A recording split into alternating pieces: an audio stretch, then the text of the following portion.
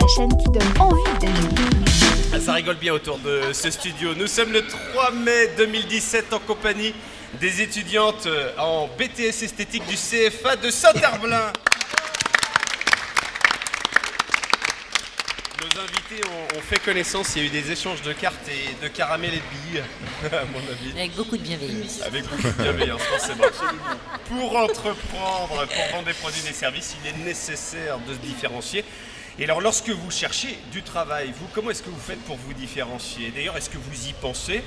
Comment est-ce que vous faites aussi pour vous différencier personnellement, au quotidien, au sein de votre entourage amical ou familial? Est-ce que se différencier, c'est un but ou est-ce que c'est un moyen dont on prend finalement conscience a posteriori? Et si le fait de se différencier était l'occasion de revisiter ses besoins personnels pour qu'ils rencontrent mieux ceux des autres? Ça veut dire quoi se différencier? On va en discuter avec les étudiantes en esthétique et puis bien sûr nos trois invités, Lucie Chauvin, Damien Vergniaud et Christine Denis. Tout d'abord, lorsque nous avons choisi d'aborder ce thème avec Rodolphe que constitue le fait de se différencier, l'un des incontournables de l'entrepreneur, on n'avait pas à l'esprit que ce serait aussi difficile d'y répondre personnellement que c'est évident de l'aborder lorsqu'il s'agit professionnellement de commercialiser ses produits ou ses services. C'est pas évident de répondre. Non, et il y a un moyen très précis de se rendre compte, c'est faites l'expérience vous-même, posez-vous la question, ou tout au moins posez la question à votre entourage, comment tu fais pour te différencier toi? C'est quoi ton truc à toi qui fait que tu es différent des autres? Ça, c'est une question à se poser. C'est une vraie question et je pense qu'il faudra bien plus que le temps de cette émission pour pouvoir y répondre. Vous avez dit quelque chose, Rodolphe, qui est évident et donc qui est important. On est différent par rapport aux autres. On va donc aborder un thème qui est éminemment relationnel. C'est pour ça qu'il sera important d'identifier les personnes avec lesquelles on est en relation pour mieux observer, voire même décider de ma façon de me différencier. Alors plusieurs thématiques et puis un petit peu d'improvisation parce que je vous sens prêt à improviser. D'ailleurs en tant que dirigeant, forcément vous avez l'habitude de vous adapter. Vous l'avez dit tout à l'heure au quotidien. On va parler de plusieurs thématiques, notamment avec Sophia et Alicia. Tout à fait, avec Sophia et Alicia, on va parler d'un CV qui n'est pas comme les autres et on va voir ça en démonstration. Et on va peut-être retrouver quelqu'un qu'on a déjà croisé dans cette émission tout à l'heure. Léa et Sarah ont également tenté de rencontrer. Voilà, l'équipe du restaurant Le Reflet qui salarie des serveurs handicapés. Donc avec une démarche bien particulière. Et puis enfin, on verra avec Mélissa et Mathilde, elles ont rencontré Philippe Huguet qui est coordinateur de la Maison de l'Emploi et de la mission locale et puis formateur en systémique. Attention, on va rentrer un petit peu dans la théorie mais avec des applications très pratiques. Avec des applications bien sûr très concrètes. La systémique, on peut le dire pour ceux qui connaissent vaguement ce terme, c'est l'étude des relations aux autres. D'abord les étudiantes en esthétique, je vous propose d'imaginer, là vous êtes dans quelques mois, dans quelques années, en fonction de votre besoin de vous former, à la tête d'une entreprise, peut-être à la tête d'un institut dans l'esthétique ou peut-être dans un autre domaine commercial ou issu de la restauration, comme c'est le cas pour Denis. Qu'est-ce que vous allez faire concrètement pour vous différencier? Et moi j'ai envie de vous dire, si vous n'avez pas tous les ingrédients, qu'est-ce que vous allez chercher sur un plan professionnel et personnel du parcours de nos trois invités, de Lucie, de Damien ou de Christine, pour vous différencier? Qui veut réagir? Qui veut commencer? Comment vous allez faire pour vous différencier? Qu'est-ce que vous allez chercher dans leur parcours?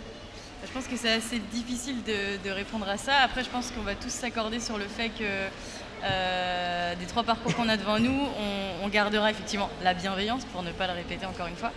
Et effectivement, moi, ce que j'ai retenu, et je pense qu'on a toutes retenu la même chose en vous écoutant, c'est que la phrase qui dit « pour réussir, il faut marcher sur les autres », elle est totalement fausse. Et c'est vrai que moi, j'ai toujours milité pour ça en me disant écoute, si réussir, c'est marcher sur les autres, alors je préfère ne même pas voir ça et dans ce cas-là, réussir à ma manière en tout cas, mais ne pas réussir comme la société voudrait que je réussisse. Et voilà, tout ce que j'ai à dire, c'est qu'aujourd'hui, on a des personnes devant nous qui, au sens personnel et au sens justement de la société, ont réussi et qui pourtant ont toujours été bienveillants. Le micro tombe sur moi. Ah non, pas du tout. Ont toujours été bienveillants et ont toujours su mettre les autres en valeur. C'est donc possible. Voilà. c'est possible. Ouais, je vous sens un peu bluffé par cette Bluffé possibilité-là. non, parce que je savais au fond de moi que ça existait, Moi j'y mais crois j'en avais pas la preuve. moi j'y crois pas à ça, on est obligé Et de voilà. marcher sur les autres, je suis désolé. C'est clair. Qui veut réagir? Qu'est-ce que vous avez envie d'aller chercher Mais aussi, comme Lucie faisait, c'était apporter des challenges pour motiver, etc. Et je pense que c'est la bonne solution, surtout quand il y a une grosse équipe. Donc c'est ça aussi que j'ai retenu. Les challenges, je crois pas qu'on en ait parlé tout à l'heure Non. pendant l'interview. Alors, on en a parlé, mais vraiment Très rapidement. partiellement. Comment vous faites pour les challenger? Les challenges, alors là par exemple le mois dernier c'était équipe jaune contre équipe rouge. On Koh-Lanta. avait divisé en deux l'équipe.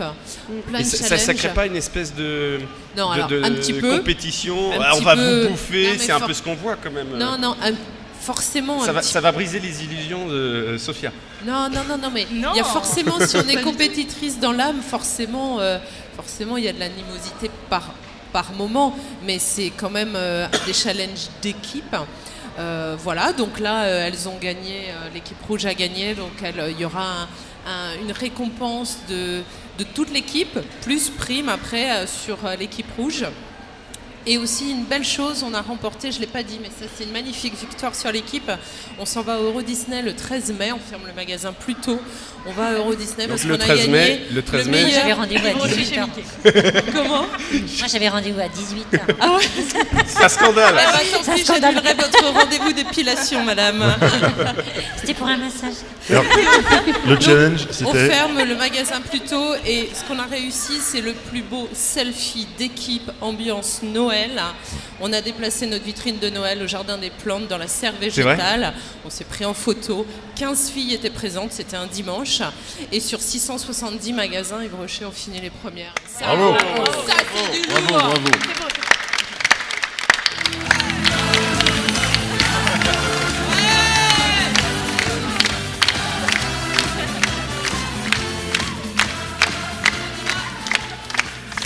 Toi, tu vas recevoir 350 CV demain, tu vas pas comprendre.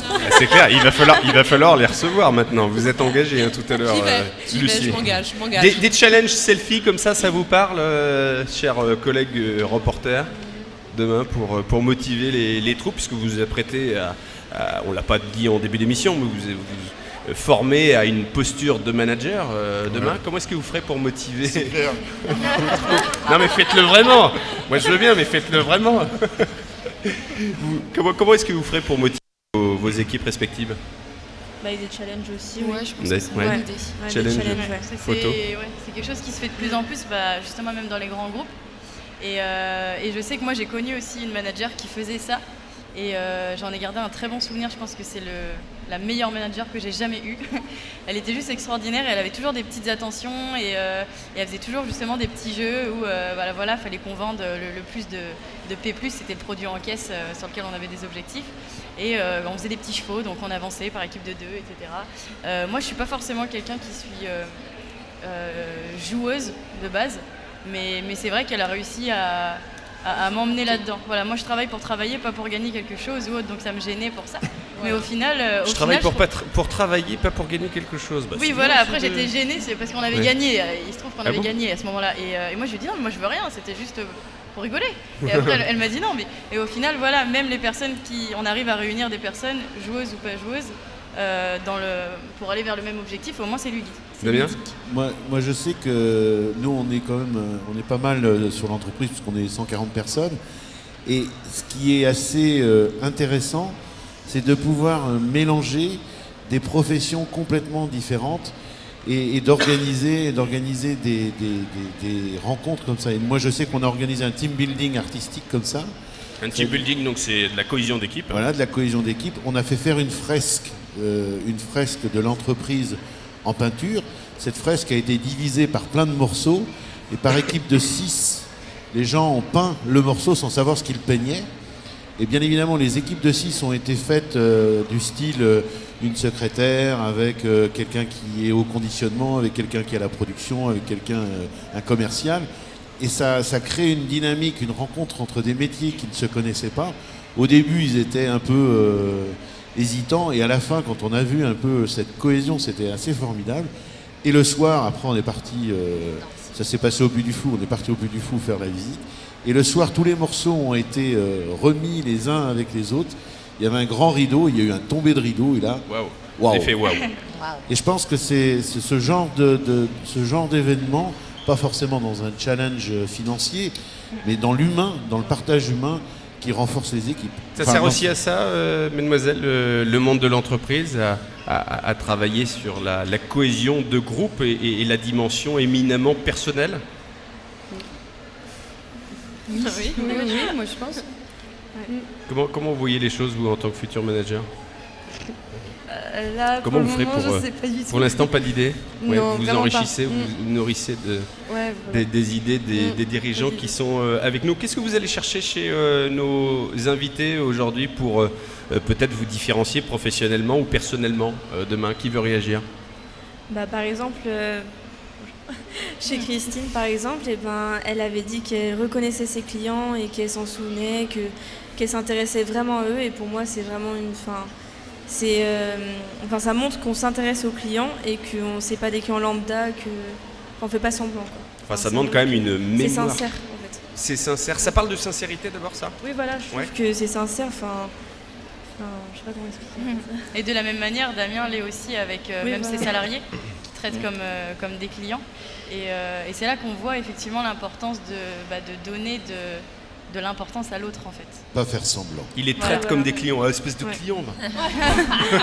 Mais moi je les aime mes clients. Je les aime. Ouais, c'est ça. Mais c'est important. Vous êtes un chouchouteur de clients et c'est donc important, et donc c'est de salariés. essentiel. Ça parle de quoi? Ça parle d'un besoin de reconnaissance permanent qu'on a tous. Bah oui, et puis je trouve que c'est la base. Quand je vois Christine, quand elle parle de comment elle accueille les gens qui viennent déjeuner dans Parce ses que restaurants. vous aussi, vous déjeunez chez elle? Non, Pas encore, mais il va venir. Ça va venir, ça va, là, c'est clair. Faut en ouvrir un à côté de Maison DV. Mais vous avez bien compris que ça va se faire. C'est un club de rencontre, je vous dis, cette émission, c'est un club de rencontre. Christine, je vous ai déjà entendu parler à vos managers et leur dire c'est très important. Et vraiment là pour le coup, je vous voyais souriante à ce moment-là, mais vraiment très déterminée, que vous puissiez appeler les clients par leur prénom, vous rappeler de ces petits détails qui vont faire la différence. En fait, je leur dis, faites-vous plaisir. Et vous leur ferez plaisir. Et surtout, faites-vous plaisir. Parce qu'en fait, mes collaborateurs, c'est toujours ce que je leur dis. Soyez bien dans votre peau, faites-vous plaisir et faites plaisir aux gens. Et c'est le détail, effectivement, que quand on rentre dans un restaurant et qu'on dit bonjour David, bonjour Damien, bonjour...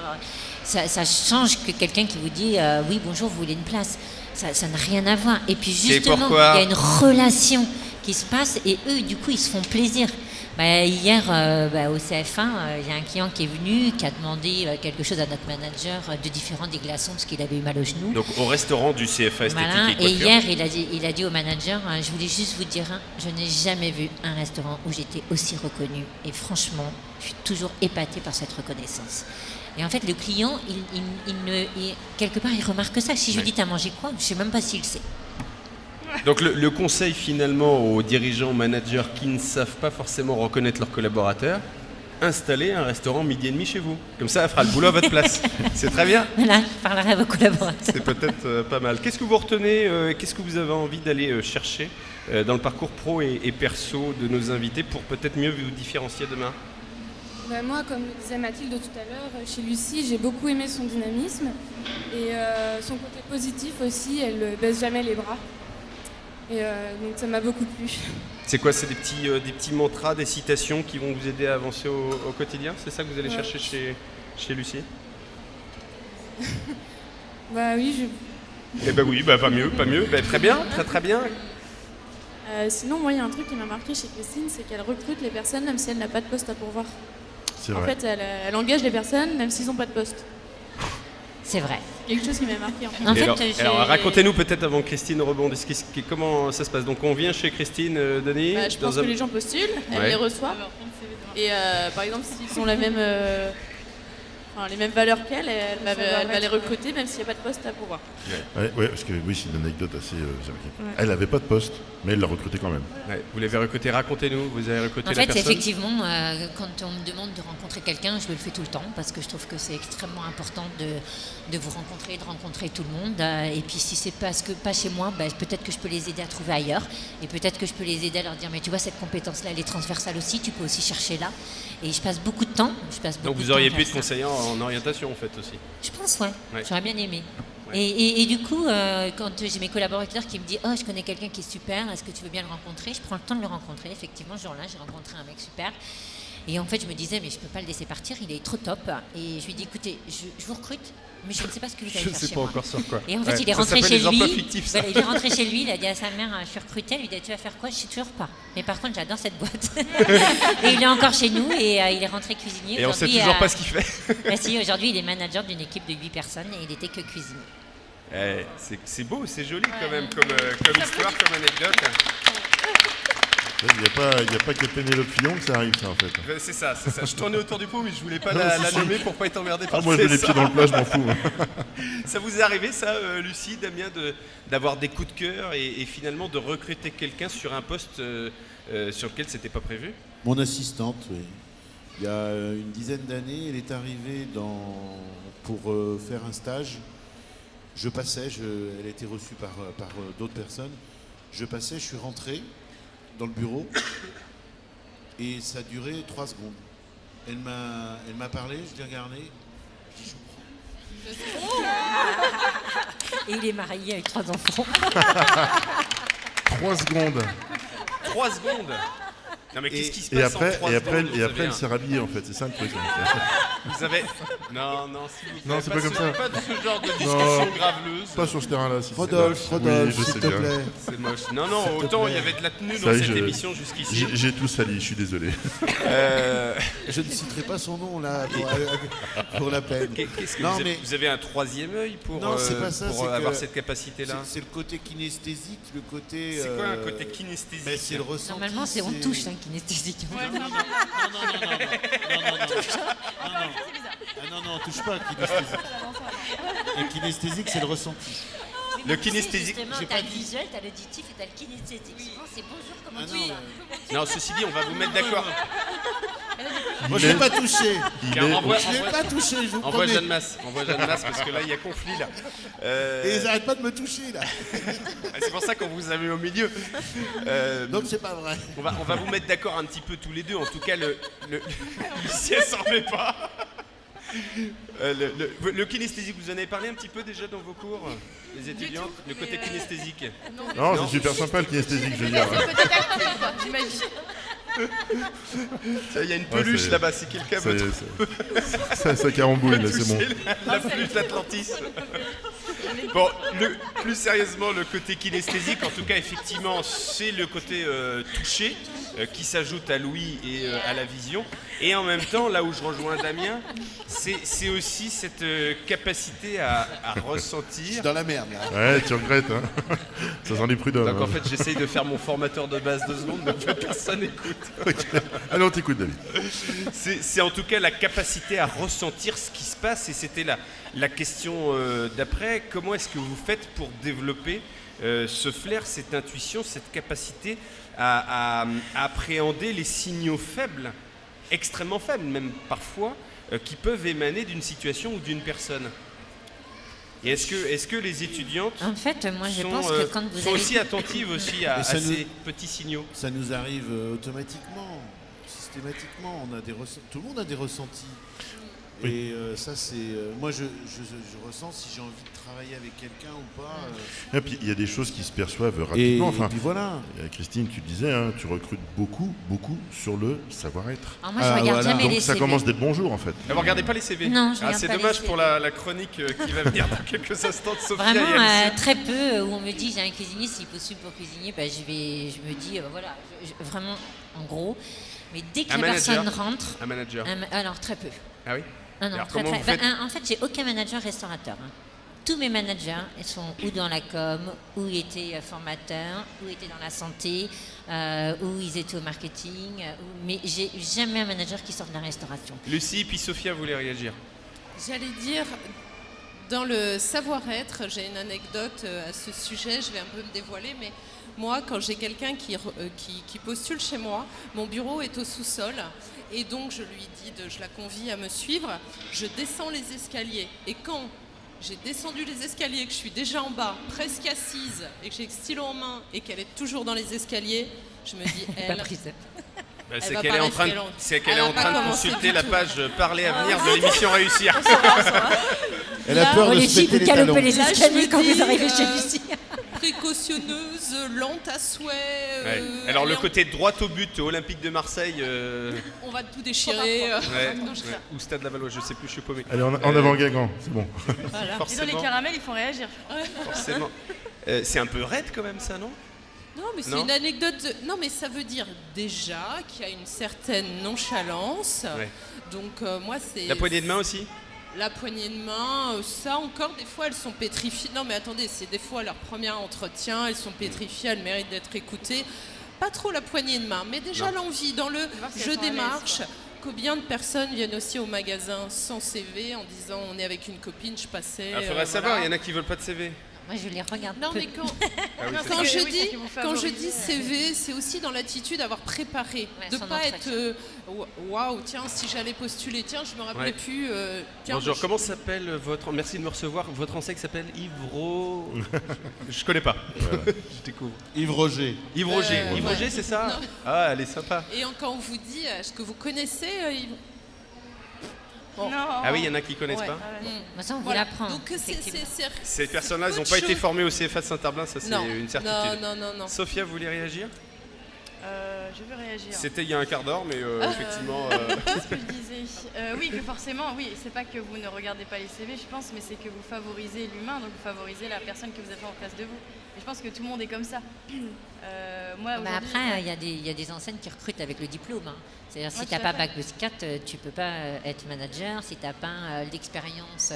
Après, il y a des professions où vous avez besoin d'avoir vos diplômes. L'esthétique, effectivement, vous ne pouvez pas être restauratrice et aller dans l'esthétique. Damien, et puis ensuite, on va se poser la question de savoir ce qui se passe en entretien. Mais avant cela, on va parler du CV de quelqu'un que les fidèles de cette émission vont reconnaître. Damien, d'abord. Sophia maîtrise parfaitement là. Elle savait pas, elle a reformulé. La reformulation. Et ça, c'est de la maîtrise. Félicitations. Et puis, elle maîtrise aussi... Sophia, un caramel. C'est bon. Voilà, un caramel. T'as gagné un Allez, caramel. cacahuète. Non, caramel. Ça va, j'en suis Alors, pas. Sophia et Alice, Dédicace à Madame Marchand qui doit être dans la salle. De toute façon, il y a un private joke là sur... Non, parce que Madame. c'est ça, Allez, aussi, vas-y. c'est ça aussi le ressenti. C'est ça le ressenti? Bah, oui, bien sûr, il y a des gens qui interviennent, etc. On ressent ceux qui sont... Enfin, je pense qu'on se trompe pas. Tout à fait. Voilà. Est-ce que vous êtes attentive justement à ces petits signaux imperceptibles parfois d'une relation à l'autre? On dit souvent qu'il se passe beaucoup de choses dans les 2 premières minutes, il y en a qui disent dans les 30 premières secondes. Alors là, pour le coup, dans les 3 premières secondes, on peut être recruté. Je voudrais vous entendre réagir, les étudiantes. Qui veut réagir? À 3, j'ai peut-être exagéré. Ouais. Parce qu'avec la kinesthésique, en 3 secondes... Ouais, c'est ça. Bon allez, admettons 30 secondes, en tout cas un délai extrêmement court. Bah là, j'ai du mal à me rendre compte, mais pour moi, ça doit être compliqué en fait de se rendre compte aussi vite que quelqu'un peut convenir pour l'entreprise en fait, en tant que salarié. Enfin, je sais pas du tout, j'arrive pas à me rendre compte. Vous allez- Ouais, des fois, n'arrivez on se pas à vous- trompe. Des fois, on se trompe, mais je pense que ça se ressent quand même. Ouais, peut-être. Ouais, je pense qu'il y a quand même du Le ressenti premier dedans. contact, je pense. Ouais. Ah oui. Catherine, Le feeling. Je sais pas si c'est bon. si, on vous entend. Déjà, ça passe par comment on se présente de toute façon. Mm. C'est toujours les premières secondes qui comptent en fait. C'est vraiment l'attitude qu'on va avoir quand on va arriver. Moi, je sais que pour mon entretien en alternance, j'étais arrivée en avance. Et du coup, ça m'a permis, en fait, elles m'ont dit de faire un tour du magasin et ce qui permet après de voir qu'on s'intéresse en fait plus à l'entreprise qu'au poste à pourvoir au final. Enfin, Donc c'est- on montre quelque chose finalement, on montre c'est de ça. la motivation, c'est éminemment stratégique alors du coup d'aller faire le tour du magasin, Après, c'est éminemment réfléchi. C'est un avantage. Après, c'était pas voulu forcément, parce qu'après, elle m'a prise en retard de toute façon, mais c'était pas forcément. Et dans ces moments-là, vous pensez à identifier des éléments dont vous allez vous resservir un peu plus tard dans l'entretien? Oui, forcément. Ouais, exemple. Tout ce qui est exclusivité qu'on trouve dans ce magasin-là, nouveautés qui sont sorties, voilà, tout ce qui peut être... Vous pensez, vous, à mettre en valeur après C'est ça. Ces éléments-là. Donc là, pour le coup, vous cherchez à vous différencier, puisque c'est le thème de ce débat, mais de façon très réfléchie, là. Très préparée. Ben, après, pour le côté, on va dire... Enfin, je sais pas comment dire ça, pour le côté professionnel. Qui a dit kinesthésique? C'est le mot à placer. Mais pour le côté non, mais j'ai compris. Là, j'en ai pour toute la soirée. En 3 briques. Par contre, j'aurais bien aimé que Rodolphe nous parle de la feeling tonic aiguë. La feeling tonic. Alors, on va en parler dans une seconde. Catherine, terminez d'abord. En gros, oui, sur le côté comment dire, professionnel, oui, d'un côté sur les produits, tout ça. Après, personnel, forcément, ça se réfléchit pas. Enfin, moi, je sais que je vais à un entretien, je réfléchis pas à comment je vais lui sortir qui je suis. Vous ne réfléchissez pas? Non, voilà. Est-ce que vous êtes capable de répondre à la question décrivez-vous? Pourquoi vous rigolez? C'est pas parce qu'on en a parlé en comité de rédaction, hein, c'est totalement spontané. Vous découvrez cette question? Totalement improvisé. Est-ce que vous êtes capable de répondre à la question, justement de vous décrire? Donc moi, après, j'en ai parlé comme ça. Je sais que je parle de moi comme une personne stressée. Voilà, je suis dans la vie de tous les jours, je suis une personne stressée. Alors pour le coup, vous êtes totalement authentique là. Là, c'est pas du tout calculé comme le coup de tiens, je vais me balader dans la boutique et puis je vais identifier les nouveautés, je vais les resservir en entretien. Là, vous livrez quelque chose brut de décoffrage là. Oui, c'est ça. En fait, c'est livrer une part de soi que tout le monde n'est pas forcément. Enfin, qu'on voit pas forcément quand on nous regarde comme ça au premier coup d'œil en fait. Au premier coup d'œil. Quelqu'un vous dit, une candidate vous dit, répond à la question comment vous vous décrivez? Moi, je suis un petit peu anxieuse. Qu'est-ce que vous répondez? Qu'est-ce que vous ressentez? Est-ce que vous considérez que c'est de la franchise? Ouais, moi je pense que c'est parler vrai et c'est justement lui donner les mots pour la mettre à l'aise. Parce qu'elles sont bonnes quand elles sont à l'aise. Donc leur donner les mots et leur dire écoute, tout va bien, c'est juste un entretien, ne t'inquiète pas. Et je pense qu'à un moment donné, il faut savoir mettre les candidats à l'aise pour qu'on voit leur vraie personnalité. Lucie? Christine disait tout à l'heure, ne fais pas ce qu'on n'aimerait pas. C'est bien, vous renvoyez la balle. Ah oui, il y en a une qui a cité l'autre et hop, ça revient. Ça, c'est les femmes. Et ça, ça. c'est vrai. Aidez-vous les uns les autres, ne faites pas ça. C'est très biblique tout ça, hein, c'est quand même. Hein. Et donc, c'est drôlement important de savoir recevoir quelqu'un, de ne pas l'intimider, parce qu'on a toutes passé un premier entretien. Je suis aussi jury d'examen et je me dis... qu'est-ce qu'on panique à notre examen? Donc quand on reçoit quelqu'un en face de nous qui déjà tremble, transpire, a des plaques rouges, ouais, etc. Enfin, je suis désolé, si elle n'est pas capable de se contenir, ça va donner quoi après demain hein, quand on va se retrouver, elle va se retrouver face à un client difficile. J'aime bien Donc il vaut mieux la mettre sous pression quand même dès l'entretien. Pas du tout, pas du tout. J'aime bien quand tu fais ton bourrin, j'adore. Ah non, mais en même temps, est-ce que c'est pas ce que pense ou ce que constitue le comportement de beaucoup de recruteurs aussi, non? Pas forcément. Et puis après, le comportement, moi, je les mets sous pression, hein. La réflexion qu'on a souvent face à un client ou autre, c'est avec l'expérience, c'est aussi le fait d'avoir appris et puis de l'avoir mise à l'aise qui va faire qu'elle va répondre. Et puis parce que vous êtes passé par là, il y a un peu d'empathie aussi. Bien sûr. Comment vous écrivez ça, empathie? Ça dépend. En 3 lettres. Ça dépend pour quel métier. Hein. Si c'est un métier relationnel ou si c'est un métier... qui est beaucoup moins relationnel, c'est pas du tout la même chose. Hein. Quelqu'un pour un commercial qui arrive stressé, timide et qui rougit et qui peut pas parler, là c'est un peu embêtant, mais pour quelqu'un qui vient pour un poste de comptable ou etc., ça n'a rien à voir. Oh les clichés. Mais ça, c'est toujours le comptable qui Non, mais c'est vrai. À chaque fois, C'est vachement sympa d'avoir un À chaque fois, c'est le comptable. comptable. T'as remarqué? J'ai remarqué qu'à chaque fois, c'était le comptable. Mais c'est pas grave. C'est toujours le comptable qui trinque. Je vous Ah, propose parce de que jouer à un petit jeu. J'adore les comptables. Si ça vous dit, vous êtes joueurs tous les trois? Oui, Les Ah bah, invités. on y va. Je voudrais que 3 étudiantes d'abord se Main montrent sur le volontaires buzzer. pour un petit jeu d'improvisation. Ah ouais, super. On va simuler un... On va simuler. Finis ta phrase, On finis va ta phrase, je t'en simuler. supplie. Comme quoi la ponctuation c'est important, on va simuler Virgule. un entretien d'embauche. Qui veut parmi les étudiantes se porter volontaire? Allez. Allez, on y va, 3 étudiantes. Sophia, Alicia? Catherine? Une alternance à la clé. Impeccable. Au hasard. Ouais, vraiment Au hasard, totalement, on a c'est rien pas du prévu. tout préparé. Non, par contre, vous ne savez pas de quoi on parle. On est à un entretien un petit peu particulier, puisque c'est un entretien d'embauche collectif. Alors, on va pas viser un métier en particulier, mais on va considérer qu'on est dans un métier relationnel. Le poste, c'est un poste de manager adjoint. Elle sort tout juste de BTS, donc voilà, on va commencer déjà par un entre-deux, statut cadre, mais adjoint d'une équipe. Et le but pour elles, ça va être de se démarquer, de montrer qu'elles peuvent être intéressantes pour vous. Et vous qui recrutez à 3 pour la même entreprise, vous allez chercher à identifier comment elles se différencient, sans jamais poser cette question-là, évidemment, parce que c'est pas évident d'y répondre. Qui veut commencer l'entretien? Quelqu'un qui a un micro? Allez, elles ont toutes les trois. Catherine, elle a planqué son micro. Non. Alice, Sophia. Moi, je pensais qu'elles allaient nous recruter. Non, c'est nous qui les recrutons. Ah, vous voulez? Ah ben, on peut faire le jeu inverse à un moment. Hein, si Non, vous non, voulez. non. Sophia, pour l'instant, vous postulez à ce poste donc, de manager adjoint dans un métier relationnel. Alors pour l'organisation, on va peut-être faire chacun une question. Ah ben, je sais pas, c'est vous qui Ça- voyez. ça- Oh là là, ça c'est Alors, structurant ça. C'est pas sachant- kinesthésique, Non, mais pas c'est trop de structurant. structure quand même, il faut que ce soit un peu le bordel. On va De toute commencer. façon, Damien intervient juste 3 secondes. hein. Voilà, c'est Ouais, ça, ce que j'allais Il a dire. compris qui elle était. Sachant, Sophia, que tu as 3 secondes pour convaincre Damien. on est Qui pas veut inquiets. commencer? Est-ce qu'on Sophia, l'accueille, nous déjà? Ah bah, vous êtes, ça y Elle est, vous arrive. êtes déjà installés. Ah, d'accord. Tout le monde a eu un café, un caramel, c'est sympa. Sophia, vous pouvez commencer peut-être par les remercier de vous avoir accueillis. Bonjour, donc je vous remercie déjà de m'avoir accueilli et puis pour le petit café, ça fait toujours plaisir. Parlez bien près du micro. Parlez bien près du micro. Qu'est-ce qui se passe ensuite? Alors moi je dis toujours, racontez-moi votre vie. Qui vous Oula. êtes? C'est compliqué. Vous êtes qui? Alors qui je suis? Alors racontez-moi votre vie. Voilà, racontez-moi votre vie. Donc, Qui vous êtes? Comme vous avez pu le voir, je m'appelle Sophia, j'ai 23 ans.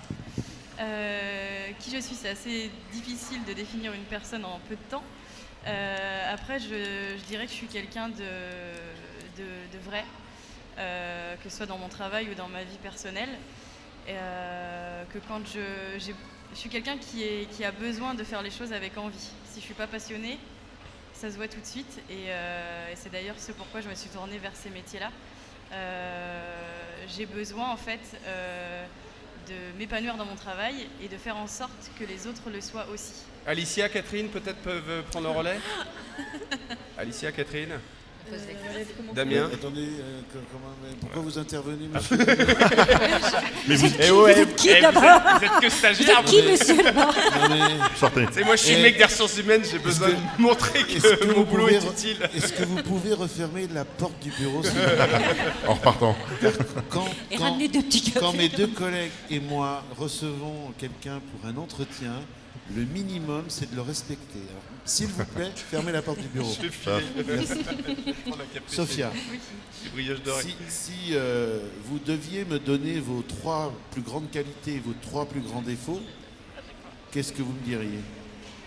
Alors, Ah, je vous avais dit qu'il y a un moment, il y en a rien qui aurait parlé de qualité de défaut. encore une fois, c'est difficile de définir, d'avoir un regard critique sur soi-même. Donc, je ne vais pas vous dire ce que je pense, mais je vais plutôt vous dire ce qu'on dit de moi. Donc, au niveau de mes C'est bien joué. qualités, Oh, c'est bon ça. Ça, Bravo c'est le bien. CFA. au niveau de Fermez mes- la porte. Monsieur Le Thor, bravo. Monsieur Le Thor, bravo. Elles sont bien formées. hein. Régis, il a rien demandé, le directeur de Recrutement. CFA, il s'est mis En tout fait, au il dort fond de- déjà avec son burger tout au frites. fond du studio. Il est quand même interpellé. Régis, si tu nous entends. Il allait s'endormir, Régis. Donc Alors, oui, qu'est-ce qu'on dit de vous? Qualité, défaut. Au niveau de mes qualités, donc ce qu'on dit de moi, c'est que je suis quelqu'un de souriante, avec qui c'est agréable de travailler. Et voilà, quand je fais les choses, je vais jusqu'au bout et j'attends pas forcément. Enfin, je fais pas forcément que ce qu'on me demande de faire. Quand j'accomplis une tâche, j'aime bien aller jusqu'au bout. Et si je peux proposer de nouvelles idées et si je peux faire d'autres choses, bah alors je le ferai. Comme on n'est pas tout à fait dans un entretien d'embauche et qu'il faut quand même du On va rythme dans couper. une émission, je voudrais quand même qu'on entende Alicia et Catherine. Ah Si oui, vous je suis bien permettez, d'accord monsieur le avec directeur. vous. Je suis bien d'accord avec vous, monsieur le directeur des ressources humaines. C'est gentil. Alicia, Catherine, pour répondre aux 2 questions, racontez-moi votre vie puis vos qualités et défauts. Et vous avez 14 secondes chacune, allez-y. Alicia, Catherine? Oui. Allez, go, la première qui Bah, dégaine. Allez. Il faut raconter notre vie. Catherine. Alors, moi je m'appelle Catherine, j'ai tout juste 18 ans. Donc je sors de mon BTS Management Esthétique où j'étais donc en alternance en entreprise Sephora. Voilà, donc ce que j'aimerais faire en fait, c'est vraiment partir dans le métier de l'animation en maquillage.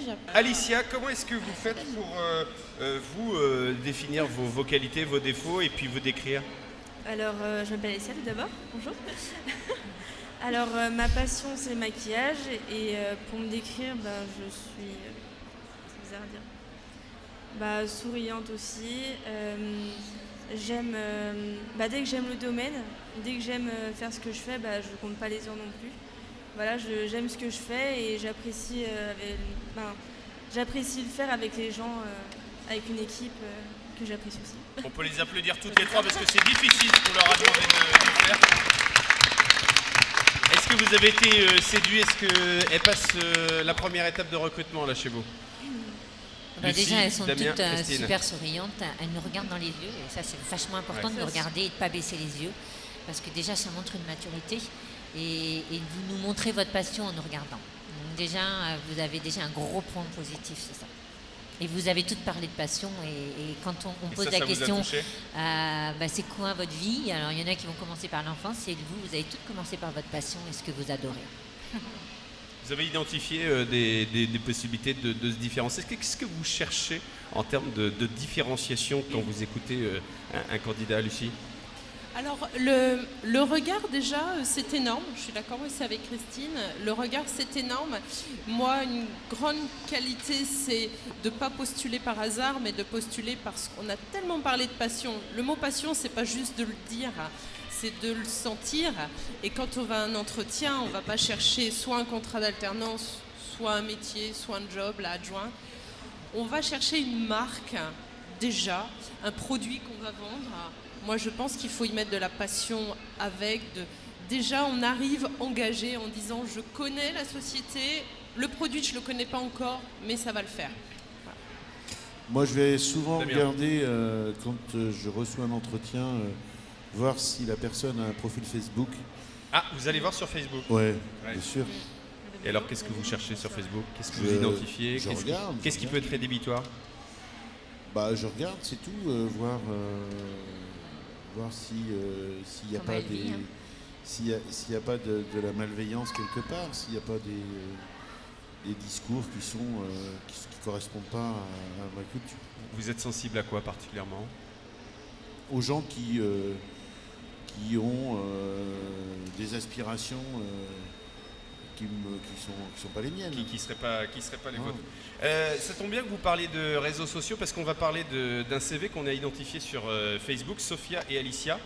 Un CV pas tout à fait comme les autres. Et en l'occurrence, si vous voulez voir de quoi il s'agit, eh bien, je vous propose d'aller voir sur la page Facebook Parler à venir, à moins que Kevin ou Nicolas zoom sur ce CV quelques instants.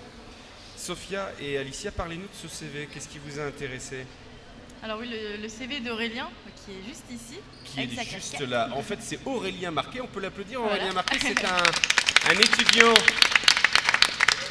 de l'école Pigier avec lequel nous avions bien produit une émission en septembre dernier sur le numérique. Exact. Qu'est-ce qui vous a intéressé? Voilà, donc il est en BTS communication en 2e année, c'est ça. Et effectivement, son CV, il est assez particulier. Donc si vous avez eu la chance de le voir, tant mieux. Sinon, je vais essayer de vous expliquer, on va essayer un petit peu de vous expliquer comment il est.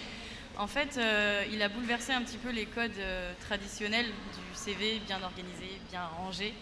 Et je pense qu'il a su comprendre aussi qu'il y a de nombreuses études d'ailleurs qui le prouvent que la forme prime sur le fond. Et lui, il s'est dit, je vais essayer de faire en sorte, je pense, on va voir après, qu'en fait, quand on regarde mon CV, on s'arrête dessus. Il vous a bluffé, Alicia, ce CV, hein? Beaucoup. Ouais, qu'est-ce qui vous a bluffé? Au moins, il sort du lot. Il est différent de tous les CV scolaires qu'on fait d'habitude. Et puis, au moins, par exemple, Alors, décrivez-le peut-être. Dites-nous ce qui vous a plu particulièrement. Il est très graphique, il est très coloré. Très visuel. Il est coloré, créatif. Donc, par exemple, au milieu, on voit la silhouette en dessin animé un peu. d'Aurélien. Il se représentait. Et donc du coup, toutes les parties de son corps représentent donc une histoire, par exemple ses formations, les langues qu'il sait parler, les logiciels qu'il maîtrise, etc. Voilà. Donc, du coup, Par exemple, on a une flèche qui va vers sa bouche voilà. avec les langues qu'il maîtrise. On a une flèche qui va vers son cœur avec ses centres d'intérêt. Donc on a envie de le lire vraiment. Voilà, et finalement, Donc en il se peu met de temps, souvent en mode avion, c'est ça qu'il faut comprendre, l'avion, c'est ça? C'est ça, je pense. Et ce qui est le plus rigolo, et en même temps il peut se le permettre comme il est en école de communication et que c'est la créativité qu'on recherche, c'est qu'en fait à la fin il a mis, attention tenez-vous bien, oui. Alors là, franchement fallait oser, mais c'est trop rigolo. Restez accrochés. Il a mis je suis peut-être jaune et bridé mais je ne suis pas un scooter de la poste. Punchline. Bravo. C'est quand même fort. Aurélien, merci d'être avec nous, merci d'être venu d'en réussir. Je vous laisse le soin peut-être de l'interroger, Aurélien. Alors qu'est-ce qui t'a donné envie, par exemple, au tout début, de faire ce CV? En fait, moi à la base j'avais vraiment un CV vraiment bateau avec une disposition Word et tout. Et en fait, comme je suis en communication et qu'on a la possibilité en fait d'avoir un peu plus de choix dans la mise en forme, parce que c'est déjà une première approche avec le recruteur, et déjà voir un peu nos compétences de mise en page, un peu de graphisme. Donc, je me suis un peu dirigé vers un CV un peu plus coloré. Et j'ai choisi de ne pas mettre ma photo en fait, parce que je pense que ça va en fait attiser la curiosité du recruteur. Et en fait, il va avoir envie peut-être de me voir en vrai pour voir si c'est vraiment le dessin qui me correspond. Qu'est-ce qui va attiser la curiosité du recruteur de vous voir comme ça, façon cartoon? C'est que la plupart des CV, et on a directement la photo en fait. Ouais. Et là, passer par le dessin, en fait, c'est déjà... Là encore, une façon de vous différencier. Voilà, de se différencier. Et par le dessin, en fait, le recruteur va peut-être se poser la question, est-ce qu'il ressemble vraiment au dessin? Est-ce que ça correspond il a presque... En fait, ça permet peut-être aussi de faire en sorte qu'il ait envie, de vous... Voilà, de voir en réel, en fait, j'ai voulu combler mon manque d'expérience professionnelle, par exemple dans les entreprises d'eau, parce que j'ai eu que quelques stages pour l'instant, par des graphismes, par une histoire racontée, par une mise en page un peu plus décalée. Donc, et le fait de se représenter en dessin, est-ce que c'est une manière de dire finalement le physique c'est pas si important que ça? Oui, tout à fait. Enfin, moi je sais que j'ai une particularité qui est sur mon visage, et je pense que... Avec laquelle vous êtes comment? Je suis bien. Très à l'aise pour le coup, parce que vous la mettez en avant. Ça me dérange pas trop, le regard des autres me dérange pas du tout. Il vous a jamais gêné? Non, peut-être quand j'étais petit, mais bon, c'est parce qu'on comprend pas trop pourquoi les autres nous regardent un peu d'une manière persistante. Mais en grandissant, on comprend pourquoi dans la rue, certains regards se fixent sur nous, et au fur et à mesure, on apprend à pas vivre avec ça, parce que c'est pas non plus un handicap. Mais à l'accepter. Voilà, à l'accepter. C'est vrai que le fait de mettre justement cette particularité physique qui est sur ton visage, c'est aussi une manière de dire c'est bon, c'est vu, on peut passer à autre chose. C'est le sentiment que j'ai, moi, quand je vois ça. Ok, bon, visiblement, il y a quelque chose. Ok, c'est vu. Allez, on va pouvoir passer à l'essentiel maintenant. Au fond, finalement. Oui, voilà, c'est ça, au fond. Moi, je suis hypersensible à ce genre de CV. Je recrute. Moi, je signe tout de suite. Surtout que vous êtes dans la créativité, etc. Moi, ce genre de CV, tout de suite, je fais venir. C'est top. Aurélien, vous prenez conscience que vous avez peut-être votre futur patron là face à vous? Ouais, en plus, je cherche une alternance, donc... Et il y a autre chose, il y a effectivement cette punchline. Comment elle est née, cette punchline? Je suis peut-être jaune et bridé. On peut prendre rendez-vous tout de suite. Mais je ne suis pas un scooter de la poste. Elle est incroyable, cette punchline, parce qu'elle parle de vos racines profondes. Comment est-ce que... En fait, c'était il y a longtemps. En fait, j'avais regardé une vidéo sur Internet, et il y avait justement cette phrase-là. Et c'est pas moi qui l'ai inventée du tout. C'est pas vous qui l'avez inventée? Non, je l'ai vraiment reprise. Mais en fait, je tenais à mettre cette phrase parce que fait, dans mon CV, je tenais aussi à mettre un peu de ma personnalité. Je suis quelqu'un qui a beaucoup d'autodérision, et je trouve ça important en fait, d'avoir une partie de sa personnalité dans son CV pour le premier contact en fait avec le recruteur. Donc là, l'autodérision, le sens de l'humour, Ouais, c'est c'est ce ça. que tu mets en évidence à ce C'est ça. moment-là. Alors comment ça se passe en entretien ensuite? Alors, Comment en- vous faites pour vous différencier, vous? Alors, Là, quand vous serez dans le bureau de Damien, donc entre... Qu'est-ce qu'on a dit? Flipper et quoi d'autre? Qu'est-ce qu'il y a dans le bureau de Damien? Flipper, échantillon de caramel, grande télévision. Et le prochain, il y aura également Un jukebox. un jukebox. Yes. Un jukebox. Comment ça se passera dans le bureau de Damien Vergniaud?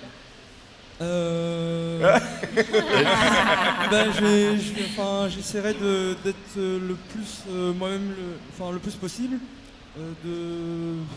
Je compte beaucoup sur l'humour, sur la qualité de ma répartie en fait pour essayer de faire la différence. Ce qui n'est pas toujours facile, mais bon, j'essaye. Vous essayez en tout cas. Merci Aurélien Marquet.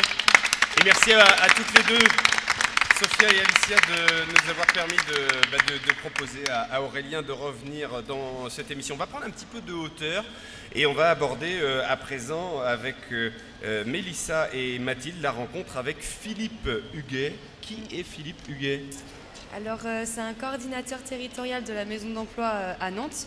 Donc, son métier il permet de faciliter le retour à l'emploi. Donc, Philippe, lui, est formateur systémique. Il est formateur en systémique. C'est quoi la systémique? C'est l'étude des relations aux autres. Approchez-vous bien du micro. C'est l'étude des relations aux autres. Donc il fait des interventions systémiques. Donc ça veut dire en fait c'est la manière de regarder les situations lorsqu'il y a un problème. On peut utiliser cet outil en thérapie familiale. Et On va aujourd'hui- peut-être prendre un exemple pour décrire un petit peu l'image du stade de foot. Ça va parler à Lucie en plus. Donc, par exemple, le match de foot à longue vue, tenir compte du contexte, des règles, des relations entre les personnes, de ce à quoi elles croient, beaucoup d'éléments à prendre en compte. En fait, si on regarde un match de foot à la longue vue et qu'on zoome sur une joueuse, on voit une Lucie qui bouge plus, qui touche un ballon, qui le touche plus. On comprend rien évidemment à ce qui se passe. Par contre, si on retire la longue vue et qu'on voit les 22 joueuses, les 3 arbitres, on sait où on est. Le Stade Lavallois, malheureusement, en ce moment, les résultats sont pas très bons. David, On pas les comprend. sujets qui fâchent. Plus on a d'informations, plus on a une complexité d'ingrédients, un nombre d'ingrédients, forcément, plus on comprend la situation. Est-ce qu'il faut tout comprendre sur tout? Pas forcément. Là, on reviendrait un peu à une logique de maîtrise, comme on l'a évoqué tout à l'heure. Mais en tout cas, savoir porter un autre regard sur une situation, c'est ça qui fait la différence. Et sentir une situation. Moi, je suis en formation systémique depuis 2 ans. Et quoi vous dites? Et sentir une situation et la systémie d'entreprise, c'est fondamental. Moi, je ne travaille qu'avec la systémie d'entreprise parce que je suis formée depuis 2 ans. Et ça m'a énormément aidé. Alors, en quoi ça vous aide concrètement? Et justement, c'est une double question à la fois pour Mélissa et Mathilde, et puis pour vous. En quoi est-ce que c'est nécessaire de se différencier sur le point de vue de la systémique, de l'étude de relations aux autres? Ça permet de comprendre si tout le monde est bien à sa place dans une entreprise et comment on ressent, parce qu'en fait, quand on travaille sur la systémie, on travaille avec des constellations. Oula, quand elle parle sérieux, elle parle moins fort, Christine. Oui, parce qu'en fait, c'est un sujet qui me touche beaucoup et qui m'a énormément aidé dans l'entreprise. Alors tu vas le faire en créole en fait. Comme quoi, on peut poser sa voix quand on est touché. Voilà, exactement, vous êtes touché. En quoi ça vous a aidé? Racontez-nous. Ça m'a aidé à respecter le départ des gens qui partaient de mon entreprise. Et ça m'a aidé à respecter la colère. Ça m'a aidé à comprendre pourquoi de temps en temps j'étais en colère et pourquoi de temps en temps j'avais des salariés qui n'étaient pas bien chez moi parce qu'ils n'étaient pas à leur place.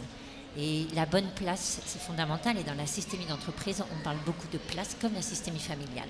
En quoi est-ce qu'on que est dans la bonne place? Oui, c'est ça. Est-ce qu'on est à la bonne place? En quoi c'est important? Qu'est-ce que vous avez identifié de ce que vous a dit Philippe Huguet, de se différencier professionnellement? Amener de la différence au sein d'une entreprise, c'est une sorte de créativité et d'innovation, qui est un vecteur important pour avancer. Et par exemple, se faire remarquer par les interlocuteurs, par des CV comme Aurélien et physiquement. Donc sortir du lot, c'est une différence qui est positive. C'est quelque chose de positif. Il y a quelque chose qu'on n'a pas abordé tout à l'heure, et je voudrais avoir votre point de vue à toutes, c'est qui on va chercher à recruter. Est-ce qu'on cherche à recruter des gens qui nous ressemblent ou des gens qui sont différents? Pour moi, des gens qui sont différents pour apporter une nouveauté à l'entreprise. Pour ça, c'est comme ça qu'elle avancera pour nous.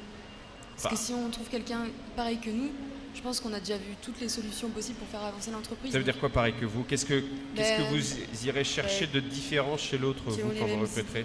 Ouais, ceux qui par exemple ont la même pensée que nous, en fait je pense que c'est bien de recruter des gens qui voient pas la même vision, enfin, qui voient pas les choses pareilles en fait. Exemple. Un exemple de différent de vous. Moi, je sais pas, Mais moi je sais que je suis très optimiste, Ouais. je sais que des fois il y a des gens qui me disent mais non t'es trop optimiste, mais non pour moi faut être optimiste. Bon bah les grincheux, donc vous pouvez commencer à postuler chez elle, Damien. Pour recruter un dépressif. C'est quand même mieux de recruter des gens qui nous ressemblent, on a moins de surprises, non? La même culture. C'est pas pareil. Parce que oui, recruter des gens à son image, c'est prendre le risque d'avoir des problèmes de gouvernance après. Ça n'existe pas d'ailleurs. Non, ce qu'il faut, c'est comprendre si la personne est dans le même état d'esprit au niveau culture, pas au niveau professionnel, bien évidemment, au niveau professionnel et au niveau des origines, etc. Il faut, surtout quand on veut une entreprise qui travaille à l'international, on peut pas avoir, on est bien obligé d'avoir au contraire des cultures différentes, des façons, mais pas le savoir-être. Un savoir-être et avec un état d'esprit commun. Ça vous est arrivé de vous dire, là je joue gros quand même, là je prends un sacré pari, que de recruter cette personne-là qui semble être un petit peu aux antipodes de mon fonctionnement de manager, de dirigeant. Lucie? Ça m'est forcément arrivé parce qu'on n'arrive pas non plus. On n'a pas la même expérience, on n'arrive pas, moi j'arrive pas par exemple, j'ai pas fait d'études esthétiques et je suis confrontée à des esthéticiennes, donc déjà notre passé est différent, notre expérience est différente. Maintenant, moi je suis complètement d'accord avec Damien, c'est de se dire la culture doit être la même déjà. Après, moi je trouve La que culture c'est quoi pour vous? le respect, les valeurs, l'assiduité, c'est tout ça. Et puis après, quand on a ce bon cocktail, eh bien, on peut travailler ensemble parce que les uns apportent aux autres et c'est juste hyper riche. Moi, toute seule, et je suis rien. Mais avec mon équipe, je suis super forte. Vous êtes super forte. Pourquoi est-ce que c'est important de se différencier également à titre personnel? Et là, c'est beaucoup plus difficile d'identifier comment est-ce qu'on est différent personnellement. Qu'est-ce que vous a dit Philippe, Mélissa et Mathilde? Selon lui, au niveau du recrutement, Oui, par exemple. selon lui, il faut susciter de la curiosité et un intérêt supplémentaire, toucher le recruteur. Et pour Le lui toucher comment? De façon kinesthésique, on l'a dit tout à l'heure, mais quoi? Ça va te suivre, ça va te suivre. toucher, le marquer. Le marquer. Et par quoi on peut le marquer, le recruteur? Par exemple, il nous avait dit que je crois qu'il avait eu un entretien, par exemple, il avait eu un bon argumentaire sur l'entreprise. En fait, durant l'entretien, en fait, il lui avait parlé de son entreprise et son histoire, et ça l'a touché. En fait, il s'est dit, ok, il vient pour un entretien, mais il s'est intéressé à mon entreprise. Il s'est intéressé à mon entreprise. Après, moi, je me pose la question, est-ce qu'il faut se différencier coûte que coûte? On disait tout à l'heure, se différencier, sortir du lot, c'est forcément positif. Je suis pas sûr, en fait. Moi, tu peux très bien te différencier de manière un peu spectaculaire. Si c'est juste pour te différencier, c'est pas forcément... Je sais pas, venir à un entretien avec une tenue assez choquante ou tenir des propos qui sont pas très positifs, je sors du lot. En tout cas, si vous êtes grincheux, vous pouvez être recruté chez Mademoiselle. Non mais est-ce que voilà, si je viens choquer mon auditoire en disant voilà, je sors du lot, est-ce que c'est positif? Est-ce que ça va suffire surtout? Non mais faut pas non plus exagérer. Hein. Si tu viens pour un poste de clown, oui. C'est bon à savoir ça. Non mais oui. c'est vrai que la différence, le CV, alors moi quand je dis je regarde pas les CV, effectivement des CV comme ça qui arrivent, ça me fait marrer. Et je me dis, il cherche un poste dans la com, il a tout bon. Voilà, moi j'ai des gens qui m'ont écrit la lettre de motif, qui me faisait des recettes de cuisine dans une lettre de motivation. Ah oui? Évidemment, je la recrute. Ah oui? Voilà, moi j'ai des gens qui m'ont écrit des lettres de motivation, Donc c'est pas c'était une recette de cuisine. Donc c'est pas une recette de salade, ça va? Bon, évidemment, ces gens-là, ils touchent ma passion, donc je les recrute. Donc la différence, c'est aussi où vous allez, quel poste vous postulez. Je suis complètement d'accord avec Damien. S'il me fait un CV comme ça et que je le prends comme comptable, je vais me dire, tiens la vache, il va falloir que je regarde ce qu'il a à faire. Donc la différence, c'est aussi par rapport au poste où vous allez et chez qui vous vous présentez. Et voilà, c'est ça aussi la différence. Mais c'est pas venir avec un costume rouge pour qu'on vous remarque. À un moment, on va se dire, elle n'a pas forcément compris. Nécessaire. Et... En quoi est-ce que c'est important aussi de se différencier? Un dernier mot sur votre rencontre avec Philippe Huguet, sur un champ familial cette fois-ci. Et ça parle de rupture et de séparation. Oui, voilà. Donc selon lui, il n'y a pas de différence sans relation. La différence peut se jouer ou se voir. Et le but, en fait, c'est d'avoir une reconnaissance professionnelle et personnelle due à cette différence positive. Et la différence est capable de dire « je », ce qui amène une position qu'on va devoir assumer. C'est aussi un acte relationnel de changement par rapport à un état d'origine. Pour lui, c'est regarder autour de soi de façon différente et prendre en compte la situation plus globale.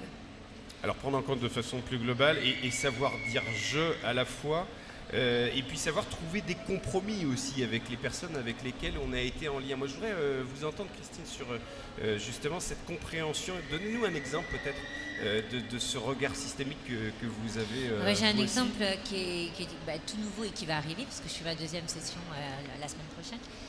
En fait, j'avais une collaboratrice qui était avec moi depuis 10 ans et que j'aimais beaucoup, donc très affectif ensemble, beaucoup d'affect, et cette personne a dû partir parce qu'il y a eu un conflit entre nous. Et comment gérer ce départ? Mais comment gérer ce départ alors qu'il y a de la peine, il y a de la colère, et du coup, de part et d'autre, ouais. Et en même temps beaucoup d'affection. Donc la systémie m'a permis de savoir. Vous a permis quoi? Elle m'a permis de savoir, d'identifier son besoin, d'identifier qu'elle n'était plus à sa place, parce que c'est de la constellation. Et pourquoi est-ce qu'elle ressentait?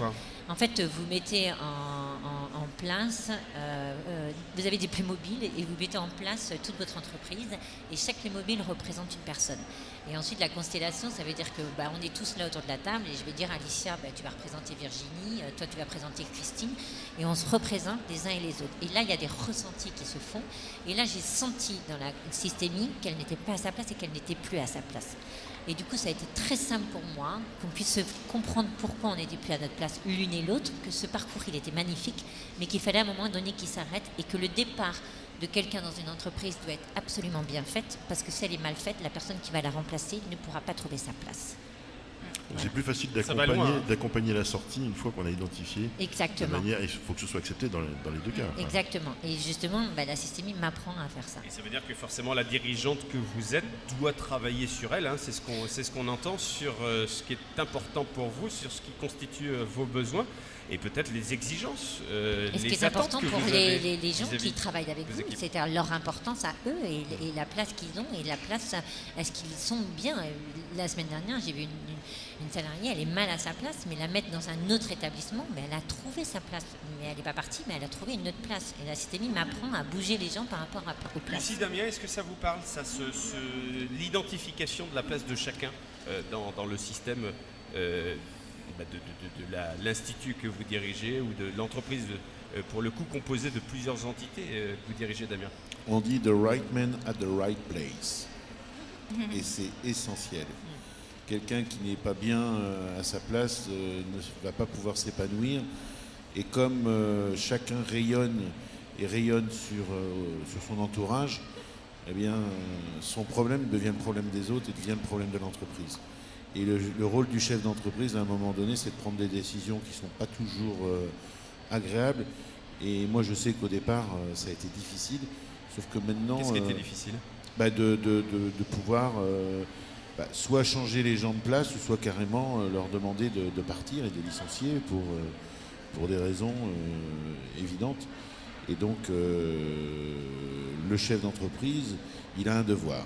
Et son devoir, c'est justement de faire en sorte que tout le monde se sente bien. Et s'il y a à un moment donné une personne qui ne correspond plus, pour telle ou telle raison, il faut savoir prendre cette décision.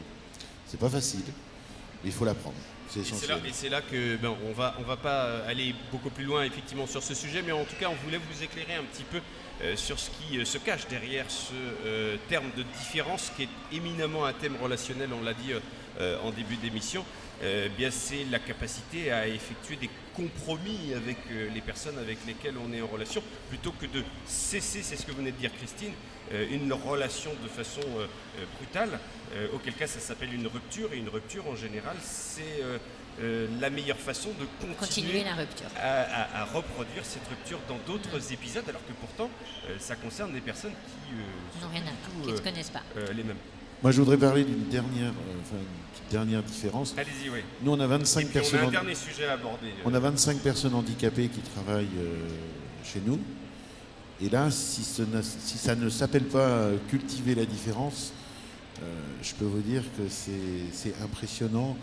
Et en termes de culture d'entreprise, quand vous voyez des gens qui ont un handicap, quel qu'il soit, qui sont là avec la banane, la pêche, le sourire et l'envie de vivre, l'envie de crier leur joie, etc., c'est quelque chose d'énorme. En quoi est-ce que c'est important pour vous? Vous allez répondre à cette question peut-être juste après que Léa et Sarah, ça fait 2 fois que vous nous faites des super transitions, Damien.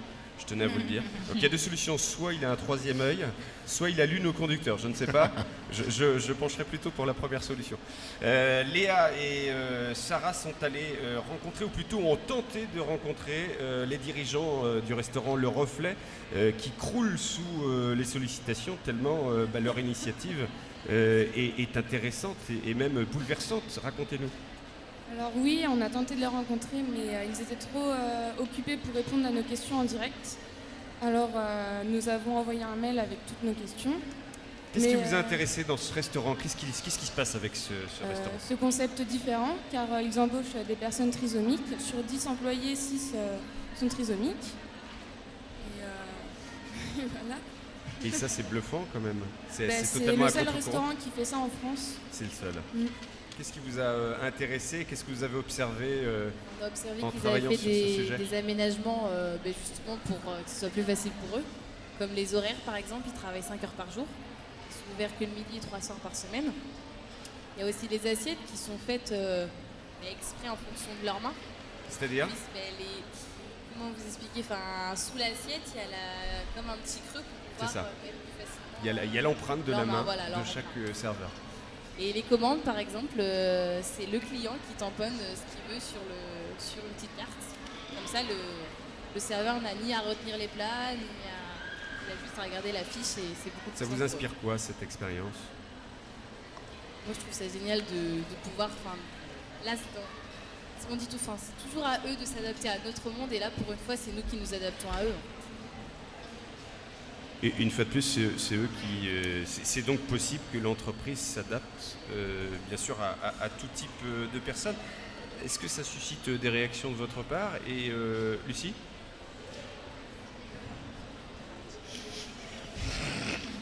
Vous avez le droit de déstabiliser le matériel, c'est tout à fait possible. On le remontera tout à l'heure. C'est un jeu de Lego en fait. C'est pas grave. Non, moi je trouve ça super comme idée. Moi j'adore aussi ces idées de création, d'adaptation, comme tu as pu aussi le faire, Damien, pour recruter des personnes. Je suis vraiment super surprise. Vraiment, je trouve que c'est très bien parce que c'est beaucoup d'attention. Derrière, c'est de la formation.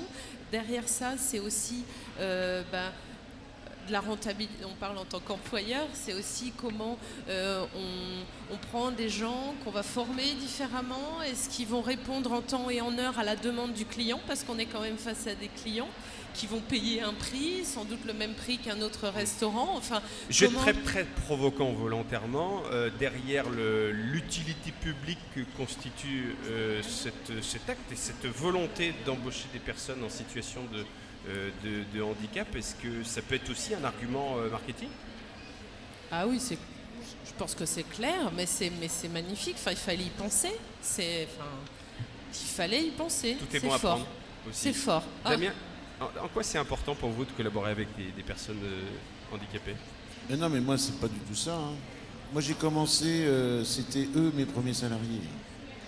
Donc moi, j'ai pas du tout inséré des gens dits normaux dans un monde du handicap. Moi, c'est le contraire.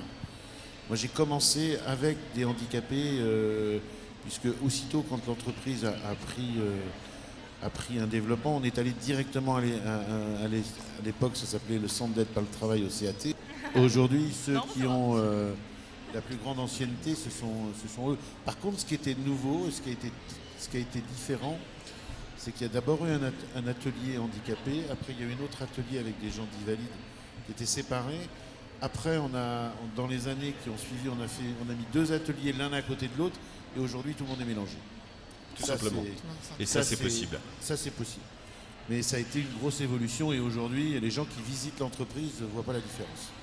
Alors justement, c'est vrai qu'en termes de visite d'entreprise, nous sommes arrivés dans le cadre de l'émission précédente d'en visiter une qui était très originale, qui était dirigée par Evan Boissonneau. Evan Boissonneau est de retour. Bonjour Evan.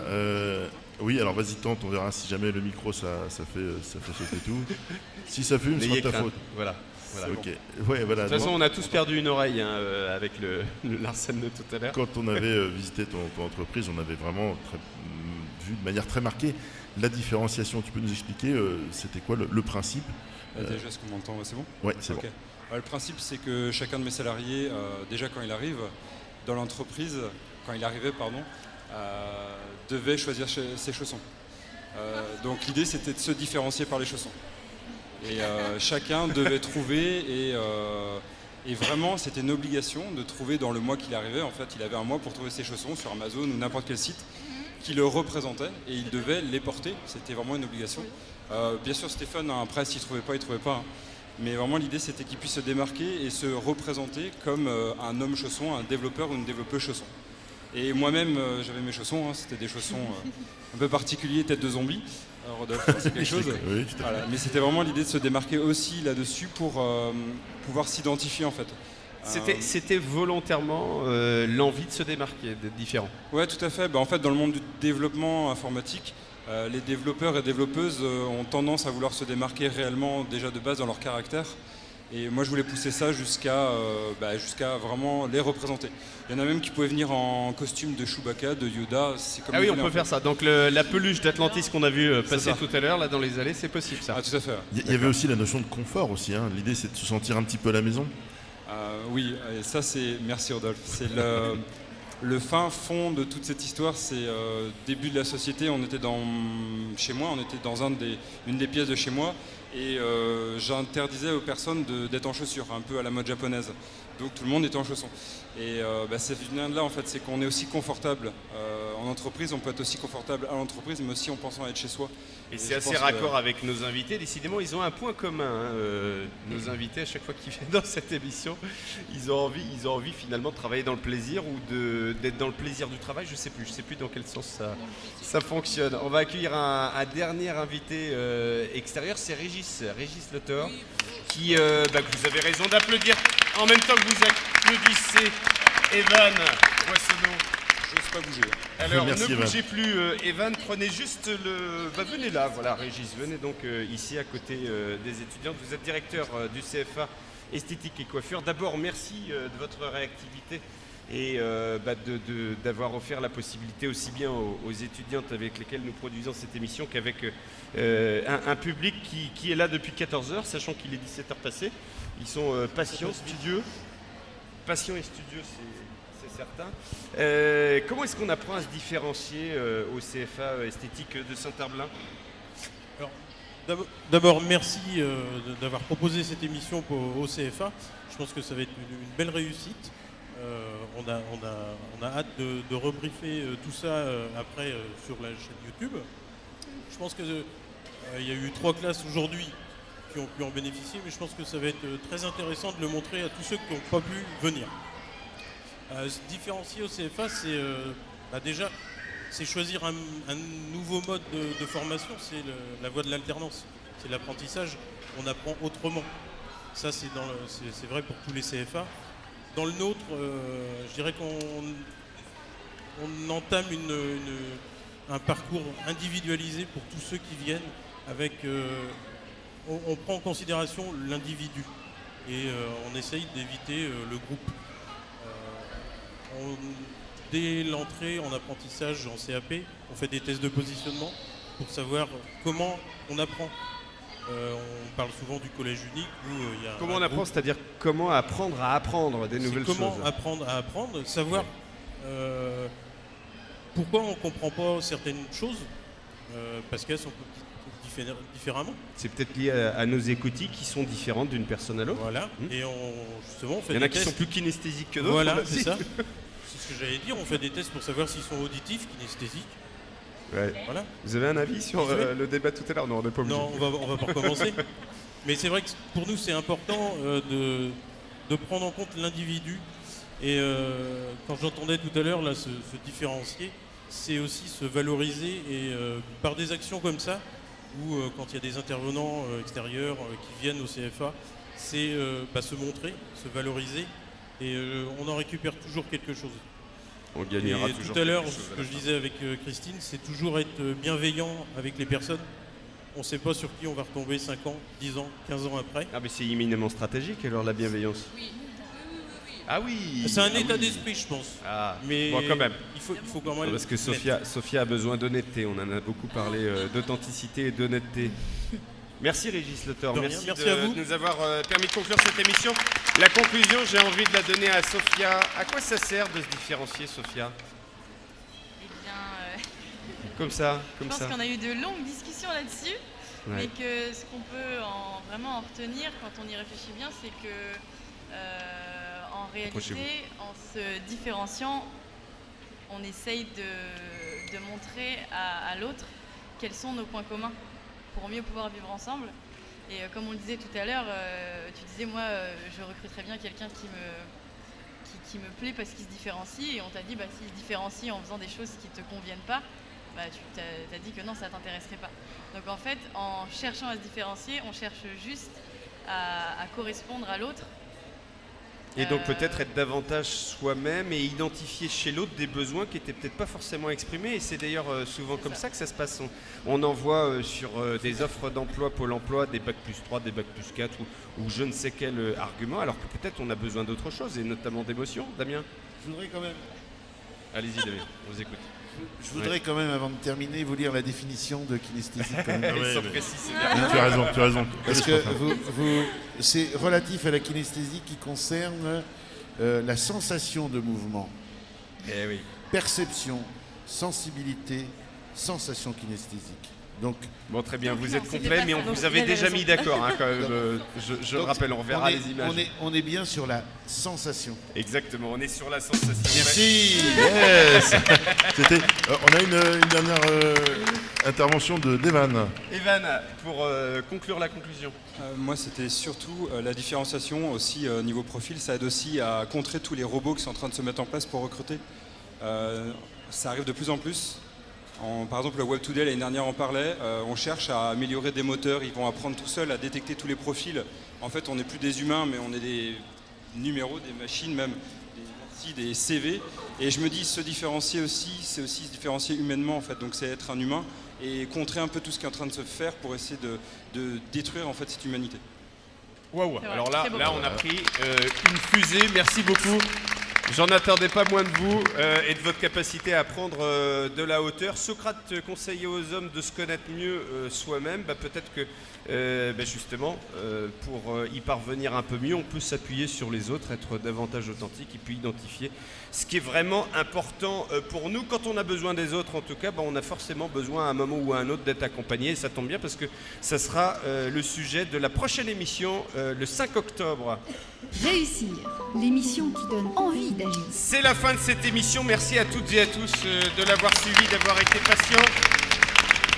Je vais terminer par une citation. Tout l'enjeu pour nous parents, pour nous adultes vivant ou accompagnant un enfant, est de lui permettre de poser l'acte le plus douloureux pour chacun. Grandir, se différencier de nous parents, et l'autoriser ainsi à nous quitter, à se séparer, à s'éloigner vers les risques et les émerveillements de la vie. C'est signé Jacques Salomé, psychosociologue, forcément systémicien, auteur notamment de Papa Maman. Écoutez-moi vraiment, si vous voulez en apprendre davantage justement sur la relation à l'autre, vous pouvez lire ce genre de livre extrêmement bien fait, ce genre d'auteur, Jacques Salomé. Merci à Damien Vergniaud, merci à Lucie Chevin, Christine Denis d'avoir été nos invités. Merci Aurélien Marquet, merci à Evan Boissonneau, Régis Le Thor, tous les enseignants du CFA Esthétique et Coiffure. Merci au public, merci à vous les étudiantes, merci pour votre engagement, votre implication. Merci à Kevin Roland, Nicolas Losseg, Lilian Rival aux caméras, Ludovic Leray et son équipe d'Atlantis, Olivier Josse, Jessie Razès, Céline Dodin de la ville de Saint-Herblain. Merci Rodolphe. Merci David, avec plaisir. Avec vos doigts agiles et musclés. Ça veut dire quoi être accompagné? Ce sera Pour la table de mixage, attendez. Ça veut dire quoi être accompagné? Ça sera le sujet de l'émission du 5 octobre. D'ici là, bien identifier vos besoins, ce qui vous fait avancer et ce qui vous permet de vous différencier. À très bientôt de réussir. Envie d'agir.